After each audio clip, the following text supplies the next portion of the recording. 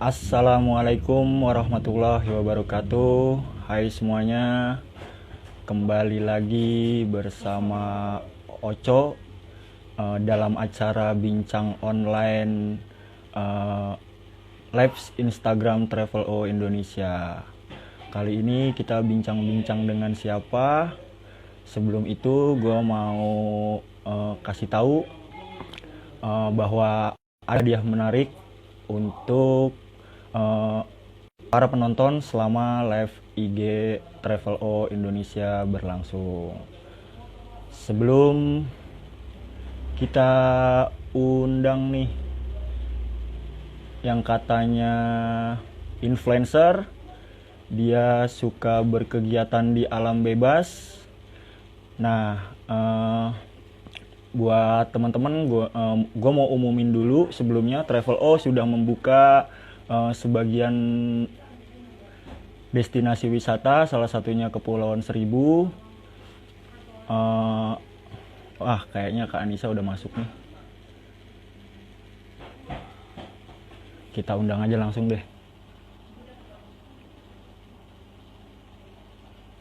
Siapa dia?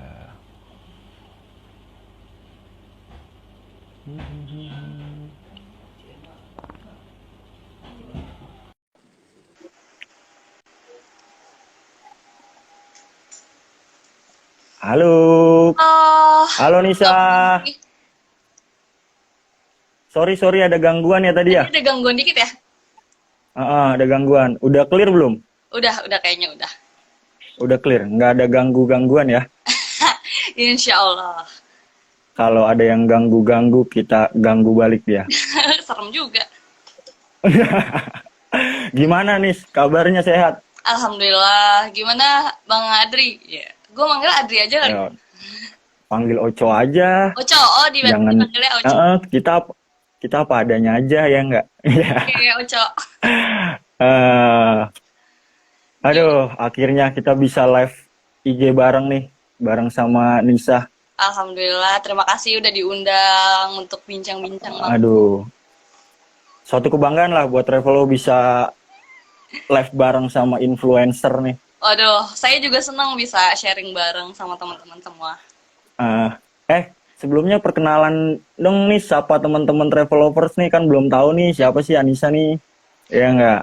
Oke, selamat malam teman-teman traveler se-Indonesia. Jadi kenalin, nama gue Anissa, biasa dipanggil Teh Anissa sih karena seringnya ada di Gunung Jawa Barat. Jadi gue dapat predikat Teteh itu. Sebenarnya gue orang Betawi asli. Jadi entah kenapa gue dapat nama jadi Teh Anissa gitu. Nah, gue itu kebetulan seorang pencinta alam dari Jakarta, Mapala sih, mahasiswa pencinta alam di Himpala Indonesia. Terus gue juga berkegiatan di alam, sebenarnya nggak cuma di gunung aja, kayak di goa, terus pantai, Arum Jeram, dan sekitarnya itu gue juga menggeluti. Cuma terlebih karena di Indonesia ini banyak banget pendakinya, jadi suatu tanggung jawab moral sebagai pecinta alam untuk memberitahu atau info-info tentang pendakian yang benar, kayak gitu sih. Mantap. Gunung udah, ya nggak? Pantai ya nggak? Goa iya. Semak-semak atau ini nih yang belum nih? Arum Jeram belum. Arum Jeram belum? Oh iyalah, nanti kita bikin program bareng kan bisa ya nggak? Oh, iya. Sama tim dari iya. Udah berapa bulan berarti di rumah nih selama PSBB? Sebenarnya pas banget PSBB itu gue baru balik, jadi pas PSBB sampai minggu kemarin itu sekitar 3 bulan kali ya.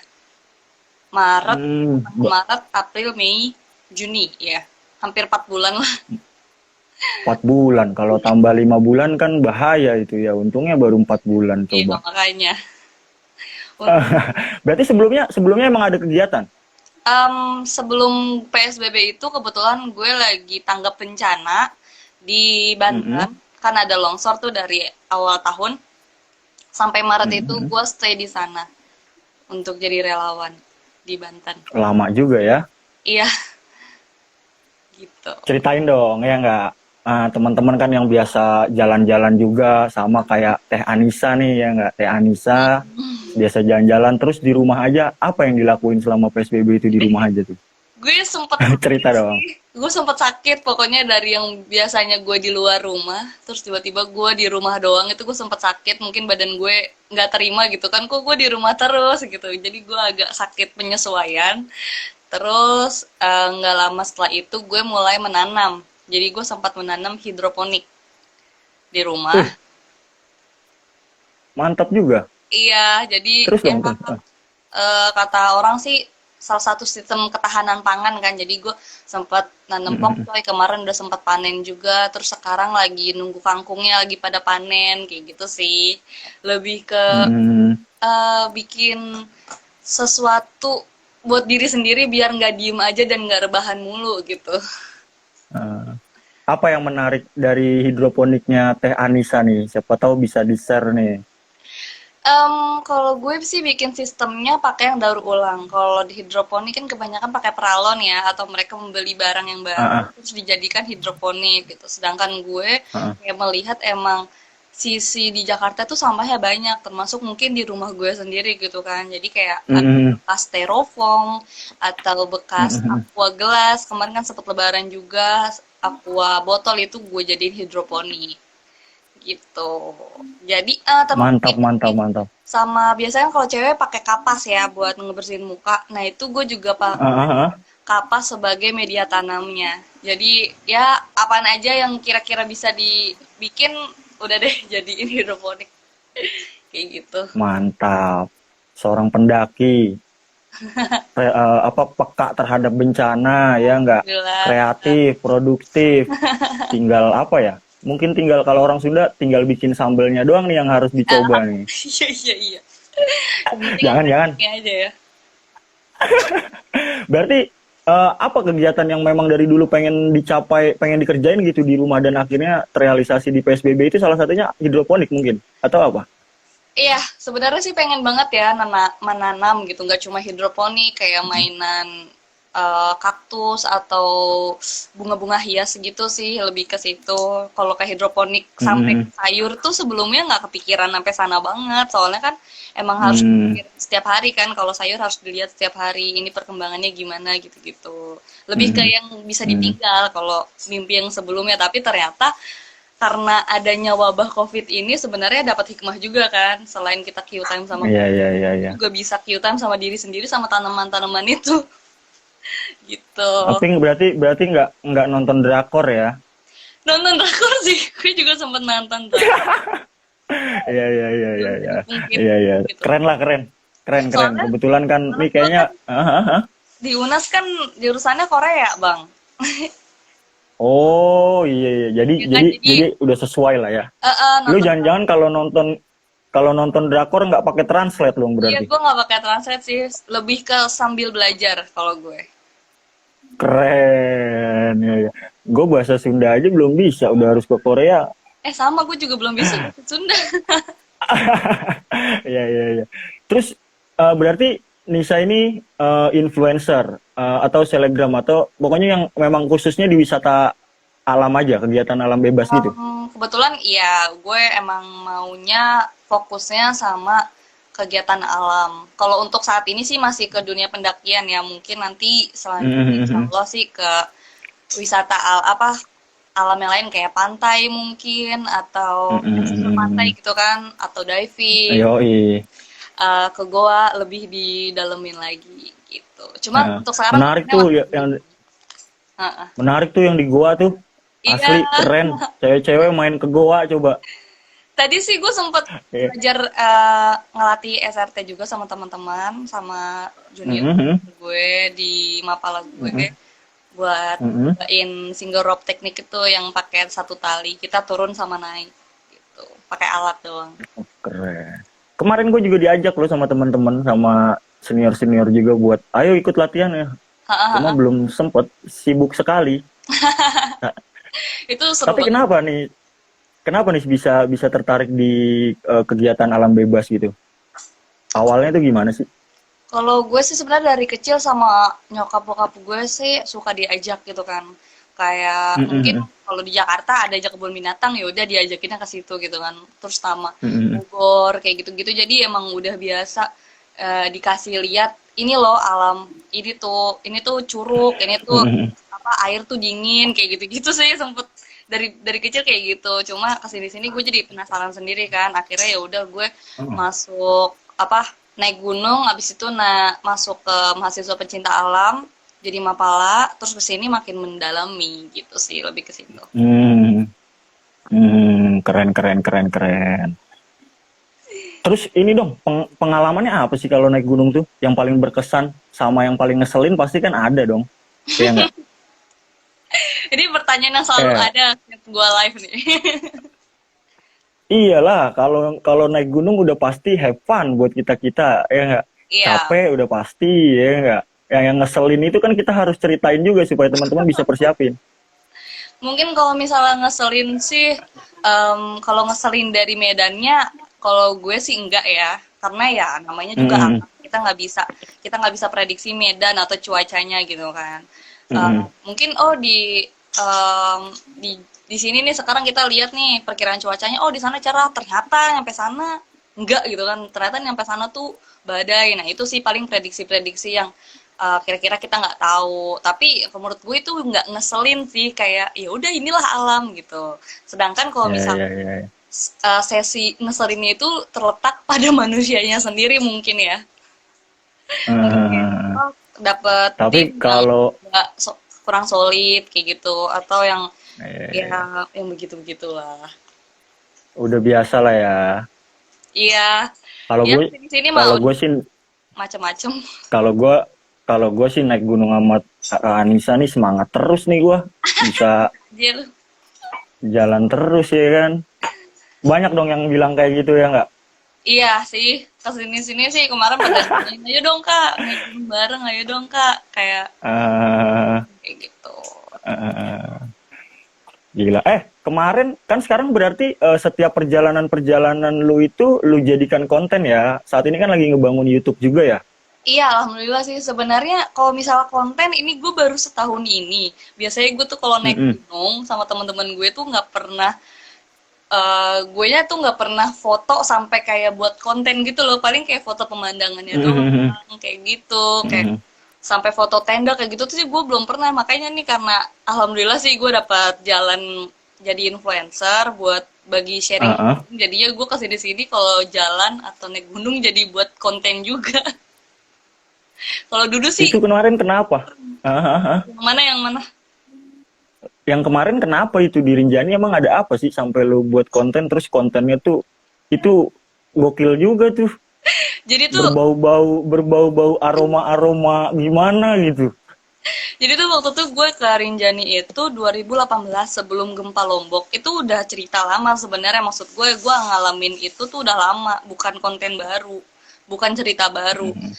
Sedangkan tapi gue emang mengalami hal itu kayak dapat mistisnya gitu loh. Dan Mm-mm. kebetulan kejadian itu bener-bener pas sebelum gempa Lombok yang ada pertama itu yang Hmm, terjadi kan gempanya. Jadi itu gue iya, ngerasa iya. ini berkesinambungan gitu, kayak nyatu aja. Dan Terus lu setelah jadiin kejadian, konten, setelah kejadian itu, gue jadi sering ke Lombok. Jadi oh, dapat aja gitu, gue dapat keluarga di sana, gue dapat em, apa keterikatan yang benar-benar kuat sama masyarakat di Lombok, khususnya di bawah kaki Rinjani. hmm, hmm. Terus lu masukin ke konten, kenapa bisa sampai rumah dia ngikutin itu? Kan lu Nah, ngimpi tuh katanya. Itu tuh, kok tapi sebenarnya bisa gitu? mimpinya itu di danau, di Rinjaninya gue mimpinya. Ah, ah, ah. Cuma gue dapat gangguan itu ya nggak tahu sampai sekarang pun kalau gue ceritain cerita gue yang di Rinjani itu, gue sama teman-teman gue tuh pasti merinding. Jadi kayak mungkin kepanggil gitu, jadi datang gitu gue Ya, ngerti sih kalau itu gue nggak ngerti. Lebih ke situ. ah. Tapi sampai sekarang gue masih Tapi tuh merinding.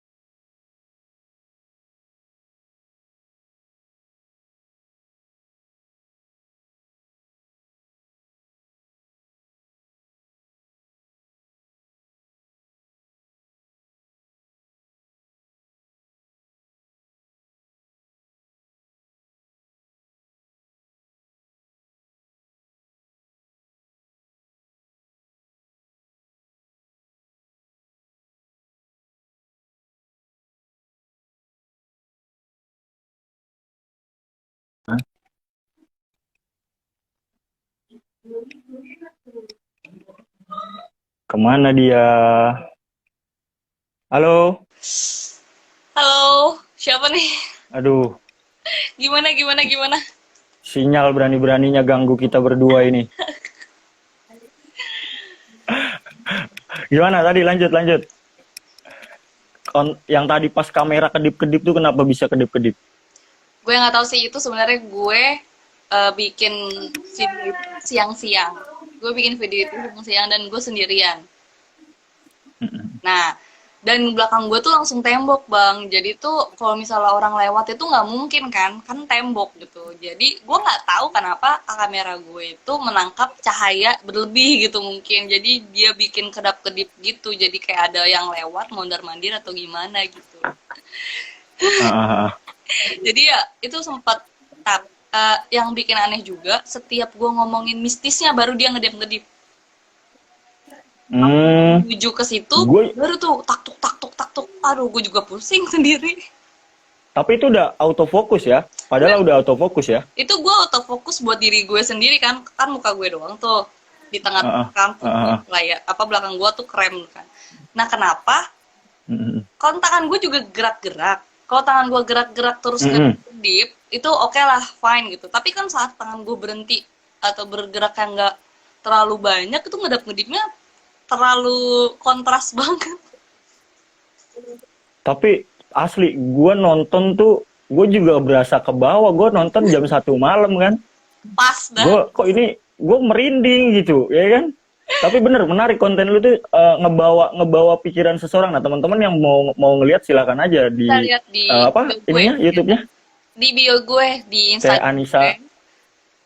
Anissa yang di Mawarnya YouTube, nanti ada. ada di situ ya linknya ya. Ada di bio gue atau langsung searching catatan Teh Anissa. Berarti selama ini bener-bener di rumah aja ya kegiatannya, Kalau nggak kemana-mana. aku udah sempat keluar sih ke Sukabumi, tepatnya ke rumah saudara gue di Salabintana. Rumahnya itu di samping hutan, jadi gue bisa bikin foto-foto atau syuting-syuting sedikit di situ. Itu baru minggu lalu. Berarti kebingungan dong selama ini bikin konten pas di rumah terus gitu. Gue sampai searching loh bang, sampai searching foto gue yang 2017, yang 2018 tuh gue naikin semua, udah semua itu. Udah nggak ada lagi. Udah habis. Udah habis. Nah, berarti kan nih sekarang kan udah mulai juga nih yang namanya new normal nih. Ya nggak?